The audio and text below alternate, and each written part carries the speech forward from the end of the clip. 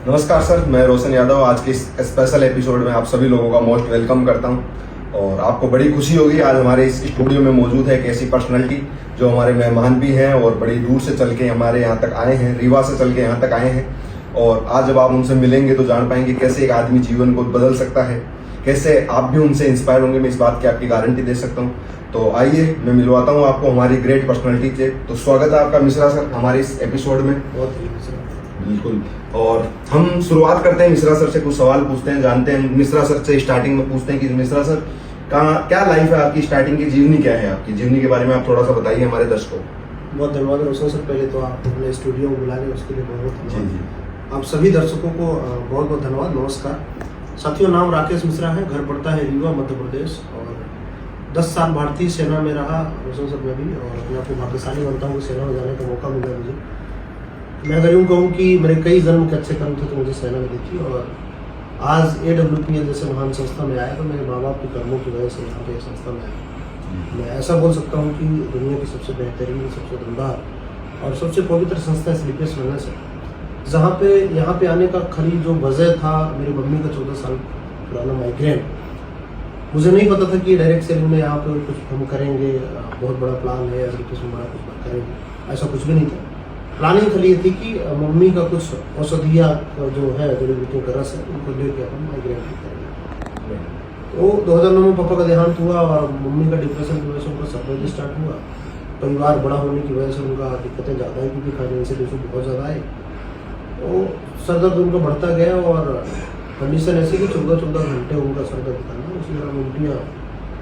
तो हमने बड़ा ट्रीटमेंट करवाया मिलिट्री हॉस्पिटलों में, रीवा सतना के लोकल हॉस्पिटल, जबलपुर के हॉस्पिटल, लेकिन डॉक्टरों का कहना था कि कोई समस्या नहीं है, ये मतलब इसको कोई डिटेक्ट होकर नहीं आ रहा, तो बीमारी नहीं है, जब तक है मम्मी तब तक दवाई खा रही। 2015 में लगातार दवाइयाँ खाने की वजह से क्या है उनका किडनी का क्रिएटिनिन बढ़ गया, लीवर का इन्फेक्शन शुरू हो गया, गैस का समस्या बहुत ज़्यादा हो गया, तो दवाई हमें मजबूरन बंद कराना पड़ा। इत्तेफाक मुलाकात होती है एक फौजी शख्स से, सागर Madhya Pradesh Mahar regiment training centre. तो उन्होंने बताया कि कुछ ऐसे काढ़े हैं जो फायदा करते हैं, लेकिन विश्वास ये हुआ कि फौजी आदमी झूठ नहीं बोलेगा और आयुर्वेद तो नुकसान नहीं करेगा, बस विश्वास ये हुआ। और मम्मी को हमने कुछ 14,410 रुपये के 4 महीने की जड़ी बूटियों का रस लेकर मम्मी को हमने, और सर आप यकीन नहीं करेंगे, तकरीबन 1 महीना कोई भी राहत नहीं हुई।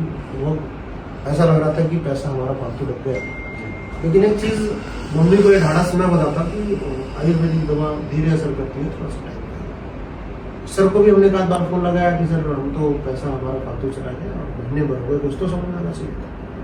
तो सर ने विश्वास दिलाया, धैर्य रखने के लिए बोला कि 14 साल की समस्या है, सर थोड़ा सा वक्त लगेगा। और 1 महीना तीसरे चौथे दिन उनका आराम लगना शुरू हुआ, जहाँ पूरा दिन 14-14 घंटे सर दुखा करता था, तो शाम को 4-5 बजे उनको आराम लगता। 2-3 दिन में ऐसा जब कंटिन्यू आराम हुआ तो हमने ये दिमाग को लगाया कि रात तक कोई दवा तो फायदा की नहीं, हो ना हो कहीं ना कहीं औषधियाँ ही फायदा कर।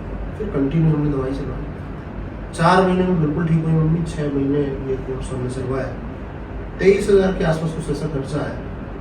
तो ये समझ में आया कि जब मेरी माँ ठीक हो सकती है मात्र 23,000 रुपये में, जहाँ हमने 6-7 लाख रुपये लगा दिया था वो ठीक नहीं हुई थी। तो ये लगा कि जैसे मेरी माँ ठीक हो सकती है, न जाने कितनी माएँ ऐसी परेशान होंगी, कितने घरों में ऐसी समस्या होंगी, और मेरे केवल उंगली दिखाने मात्र से, रास्ता बताने मात्र से लोग ठीक हो सकते हैं। तो उसी दौरान कुछ रिश्तेदारों का फोन आया कि यार मम्मी आपकी ठीक नहीं है, कहाँ से ठीक नहीं है, हमें बता दो। तो जनरली एक दूसरे से आदमी पूछता है। और उसी दौरान मैं ऑन ड्यूटी सेना में था और हार्ट की 5 अंश से ब्लॉकेज का एक पेशेंट मेरे रिश्तेदार का है। हम अपने मैहर के पास एक हमारा पाटन पड़ता है, वहाँ के गाँव छोटा सा करौंदी, 69 प्लस उम्र है, अपोलो इंदौर की मना कर दी, 5 तरह से हार्ट की ब्लॉकेज है। और डॉक्टरों ने बोल दिया कि अब ले जाओ इनकी सेवा करो। फर्स्ट लॉकडाउन की बात थी, क्योंकि अपोलो का पूरा कोविड में सीज कर दिया गया, पूरी हॉस्पिटल कोविड में सीज थी। अब घर वालों का कंडीशन कि भाई डायबिटीज़ है, बाहर ले जाओगे तो कोरोना हो जाएगा, और तो कोरोना होने से अच्छा है कि घर में ही सेवा पानी हो और जब चली जाए तो चली जाए। कंडीशन उनकी ये थी कि दोनों कंधे पकड़ के बाथरूम ले जाया जाता। रोशन सर मैं आपको बताऊं, विश्वास नहीं होता कि आयुर्वेद में ऐसा भी रिजल्ट आता है। मेरे को यह दिन याद है, 21 मई 2020 कार्डियो, क्लोरो और ओमेगा पंचतुलसी शुरू होता है, शाम को रोज शुरू होता है। और 30 मई 2020 को शाम को 7 बजे उनका फोन आता है उनके घर वालों का कि आज मम्मी, जहाँ पे एक आध निवाला रोटी का खाती थी वो, और दोनों कंधे पकड़ के बाथरूम ले जाया जाता था, मात्र 10 दिन में अपने से खुद चल के वो बाथरूम जाती हैं और एक रोटी और एक सेव खाती हैं। ये समझ में आया कि यार इससे बेहतर कुछ जीवन में हो नहीं सकता। संजीव सर भी एक बात बोलते हैं कि दुआ के साथ अगर दौलत मिल जाए इससे बेहतर कुछ जीवन कुछ भी नहीं हो सकता। तो ये जब समझ में आया और ऐसे जब रिजल्ट आया तो फिर और बहुत सारे रिजल्ट आए तो यकीन हुआ कि यार इससे बेहतर कोई काम नहीं है। मैंने सेना की नौकरी छोड़ने का डिसीजन लिया और 10 साल की सेना की नौकरी मैंने साइड करके बिना पेंशन के साइड करके मैं सीपीएस में घुसे। और आज बताते हुए मुझे खुशी होती है कि हमने यहाँ पे आए थे तो हमें ये बिल्कुल नहीं था कि हम डायमंड बनेंगे और हम इतना कुछ बड़ा लेवल होगा, लेकिन आज एसबीपीएस वेलनेस में डायमंड रैंक जैसे रैंक को अचीव किया हमने। और संजीव सर के लगातार उनका गाइडलाइन और मार्गदर्शन और इतने बेहतर प्रोडक्ट बनाने की वजह से और हमारे सभी मेंटर्स के लगातार गाइडलाइन की वजह से सब कुछ हो पाया है। टीम तो प्यारी है ही है, टीम तो आज बनी रही है। और सबसे बड़ी चीज है रोशन सर ये रहा कि जहाँ पे लोगों का एक डर था कि यार आयुर्वेद धीरे असर करता है, उन लोगों के भी मुंह का तमाचा और उन लोगों के जो डर था वो डर को निकाल के निस्तनाबूद कर दिया हमारे संजीव सर। और ये साबित कर दिया कि आयुर्वेद में आज की डेट में जो जिन समस्याओं का इलाज है ही नहीं कहीं, चाहे डायबिटीज की बात हम करें, चाहे हम पाइल्स की बात करें, चाहे हम आर्थराइटिस की बात करें, चाहे हम कार्डियो की बात करें या कोई भी ऐसी डिजीज की बात करें, और बड़ी गजब की, और जो यहाँ से पैसिव इनकम जनरेट होकर आती है, तो ये चीज दूसरी समझ में आई। तीसरी रोशन सर एक और मैं बताऊं, मुझे अपने आपस के लोग बोला करते थे कि यार मिश्रा यार तूने नौकरी छोड़ दिया, कम से कम यार पेंशन तो नहीं लेना था। तो ये डायमंड बन के संजीव सर ने वो सपना भी पूरा कर दिया कि यार मैं पेंशन छोड़ के आया था लेकिन यहाँ पे रॉयल्टी मिल गई। तो मुझे ये समझ में आया कि यार इससे बेहतर, क्योंकि सेना के अलावा कोई पेंशन है नहीं, और सेना में मुझे 7 साल कम से कम करना पड़ता, तो मैं तो यहाँ 5 साल में पेंशन ले लिया। और बाकी तो रोशन सर अभी क्या बताऊँ, इससे ज्यादा बोल नहीं पाऊंगा। बहुत बढ़िया आपका जीवन है, स्लीपियस वेलनेस के साथ काफी अच्छी आपकी लाइफ चल रही है। लेकिन मैं आपको थोड़ा सा वापस पीछे की तरफ लेके जाता हूँ और मैं जानना चाहता हूँ, जैसे आपने बताया कि 2009 में आपके पिताजी का देहांत हो गया था, उससे पहले शायद आप आर्मी में लग गए थे, या आर्मी कैसे आप लाइफ में इंस्पायर हुए कि आपको आर्मी में जाना है? मैं सर 2009 में पापा का देहांत हुआ 4 अक्टूबर 2009 को। अब उस कंडीशन में हालत ये थी उस समय की कि 12वीं का पेपर मैंने दिया, 3 भाई मेरे से छोटे, छोटी बहन, बड़ी दीदी की शादी नहीं हुई, और इतना जमीन नहीं था हमारे पास कि हम साल भर का राशन हमारे घर में अनाज हो जाए, हमें खरीदना पड़ता था। एक आध 2 भैंसें थी जिससे दूध हम लगा के और बनियों को अपने दूध बेचने जाया करते थे, उसी से क्या है घर का भरण पोषण हुआ करता था। पापा की 2800 रुपये पेंशन थी, तो पेंशन भी पापा के डेथ के बाद तो वो बंदी हो गई, फिर एक आध साल बाद चालू हुई, वो भी 1400 के हिसाब से मिली। तो हालत ये थी कि 13वीं करने का बजट हमारे पास नहीं था, और पूरा गांव में बोलता था कि आप कैसे पढ़ेंगे बच्चे।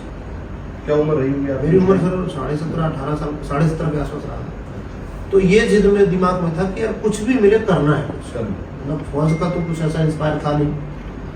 उसी दौरान मुझे एक ऐसे साधु मिले, बैरागी मिले, सूरत बाबा है, और लाख लाख शुक्र है उनका, बैराग धारण कर लिया था उन्होंने, और उनके पास मैं जाता हूँ, हमारे यहाँ एक जंगल है तो वहाँ पे जाता हूँ, उनके पास वही फौजी थे, 91 में वो डिस्चार्ज आ गए थे, आर्मड में थे। तो क्या है, उनका एक ही ध्येय था कि साधु मतलब बैराग धारण कर लिया, और लड़कों को बड़ा प्यार करते थे वो, यूथ को, बहुत सारे लोग उनके यहाँ से पुलिस और फौज में गए थे। तो मैं उनके पास गया कि ऐसी ऐसी बात है और हालत बड़ी खराब है। तो उन्होंने बोला कि बेटा कुछ नहीं, टेंशन नहीं लो, सब कुछ हो जाएगा। तैयारी उन्होंने करवाया। मैं फिजिकली बहुत वीक था, मैं सच बताऊं, मेरा 6 मिनट और 19 सेकंड का मेरा 1600 मीटर का रनिंग पहली बार मैंने ट्रायल दिया। और 8 जनवरी 2010 को जब भर्ती हुई जबलपुर बिहार में, तो मैं ट्रायल के लिए गया कि एक बार ग्राउंड देख के आता हूँ कैसा है। और मैं चौथे चक्कर में जैसे पहुंचा तो क्वालिफाई नहीं कर पाया, मैं बाहर हो गया। हाँ, रस्सी खिंच गई। फिर मैं 6 महीने खूब मेहनत किया। उसी दौरान दीदी की शादी भी मैंने करी। और मैं सच बताऊं, देखो रोशन सर, आपको भी लगेगा कि ये सारी बातें, लेकिन जब दीदी की हमने शादी करने जब हम गए, बहुत सारे घरों में हम गए, बहुत सारे लड़के हमने देखे, पसंद आया लड़का, पसंद आया घर, पसंद आया परिवार, समाज, लेकिन हमारे पास बजट ना होने की वजह से हम उस घर में शादी नहीं कर पाए जहाँ पे दीदी मेरी मतलब रानी बन के रहे। पैसे का अभाव की वजह से हमने ऐसे घर में शादी किया जहाँ पर सच बताऊँ, आज भी मैं जब बात कर रहा हूँ आपसे तो ऐसा लगता है कि यार मतलब एक मन में बड़ा टीस था कि यार कुछ ऐसा मौका मिलेगा तो एक दिन जरूर हम साबित करेंगे कि उस दिन हमने बहन की शादी किया। लेकिन उसके बाद कभी ऐसे हमारी बहन, एक छोटी बहन है मेरी, और मेरी बेटी और आने वाले समय में हमारी घर में बच्चियाँ होंगी तो उनका हम शादी ऐसे घर में करेंगे जहाँ पे वो रानी बन के रहें, कभी उनको छोटी छोटी चीज़ों को कभी उनको जरूर डायरेक्ट सेलिंग हाँ। में सब चीजें पॉसिबल होगी। तो रोशन सर ये बात हमें बड़ा मतलब ऐसा लगा कि यार कुछ करना चाहिए। और फिर मेरी सेना 8 जुलाई 2010 को भर्ती हुई सेना वहाँ रेजिमेंट्स आया मैं, और मैं बोलता हूँ दुनिया की सबसे बेहतरीन रेजिमेंट मुझे मिली आर्मी की। 17 महार रेजिमेंट में गया और 10 साल भारतीय सेना में, बड़ा अच्छा मेरा करियर रहा सेना। फिर इसमें कहाँ नौकरी करी आपने? सर मैं फर्स्ट में ट्रेनिंग तो मैंने सागर में करी, सागर के बाद फिर मैं जेड के पोस्टिंग गया पुंछ राजौरी सेक्टर में LKG के आसपास।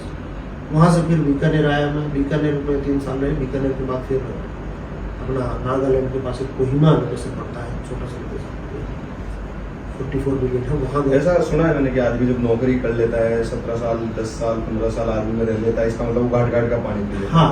और उसके बाद घाट का पानी पीने के बाद आप डायरेक्ट सेलिंग इंडस्ट्री में भी आ गए। तो आज के युवाओं को आप क्या संदेश देना चाहेंगे कि नौकरी या डायरेक्ट सेलिंग इंडस्ट्री या क्या लाइफ में उनको करना चाहिए? क्योंकि आज के युवा डिस्ट्रैक्शन ज्यादा है उनकी लाइफ में, तो आज बहुत लाइफ में भटक रहे हैं, तो क्या संदेश देना? देखिए सबसे बड़ी चीज़ ये है कि नौकरी तो एक मजबूरी होती है, ठीक है। सेना में भी गया था मैं, पहली बात तो ये कि सेना जैसे भर्ती करने का सौभाग्य मिला, लेकिन मैं हकीकत बताऊं कि सेना में जाने पर मजबूरी रही है।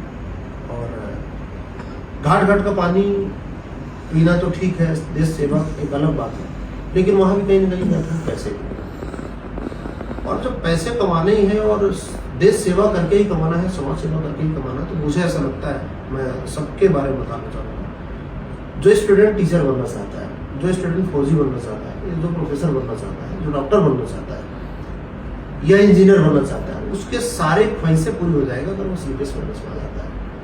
और यहाँ 5-7 साल मेहनत तो देखो करना पड़ता है। रोशन सर आपने भी आप सिविल में आपने काम किया है काफ़ी, तो आपको पता ही होगा। तो काम तो देखो कहीं भी करना ही पड़ेगा, लेकिन अगर इसको CPS वेलनेस में हम 5 से 7 साल नौकरी समझ के भी काम कर रहे हैं, और नौकरी आदमी फुल टाइम ही करता है, तो नौकरी टाइम पे मतलब 8 घंटा खाली बंदा काम कर जाए और 5 से 7 साल काम कर जाए। मैं सच बताऊं, जो मेरा कैलकुलेशन बोलता है और जो मेरा अनुभव, क्योंकि मैं आपके सामने बैठा हूँ, तो कभी जो 40 साल में वो करियर बनाएगा वहाँ पे हम 5-7 साल में बन जाएगा, और उसके आने वाले जनरेशन के लिए कम से कम 5-7 पीढ़ियों के लिए दिक्कत नहीं है। बस यही चीज़ मैं बोलना चाहूँगा। तो संजीव सर भी एक बात बोलते हैं कि बाकी सभी यूथ के लिए बात मैं कर रहा हूँ कि पहले हर जगह जाके ट्राई करें और करा के देख लें, जब कहीं कुछ ना मिले तो फिर एक बार जरूर SPPS करें, और 2-3 साल 4 साल देने में ही समझ में आ जाता है, क्योंकि हाँ 3 साल में वो व्यक्ति सफाई स्टाफ समय आदमी बन जाता है, और 15-20 लाख से लेकर 30-35 लाख के आसपास। चलो तो बढ़िया है मिश्रा सर, आप हमारे इंटरव्यू में पधारे और अच्छा लगा हमारे को, और मुझे यकीन ही नहीं विश्वास है कि ये इंटरव्यू भले 2-3 घंटे चल जाए, बहुत सारी मन में ऐसी चीज़ें हैं, लेकिन टाइम को देखते हुए हम इसको भी ज़्यादा नहीं बढ़ा पाएंगे, और अगले इंटरव्यू में हम आपसे फिर मुलाकात करेंगे। उम्मीद करते हैं आप अपना बेशकीमती समय हमारे को अगले इंटरव्यू में फिर देंगे। आपका बहुत बहुत धन्यवाद, थैंक यू सो मच, बहुत बहुत धन्यवाद सर।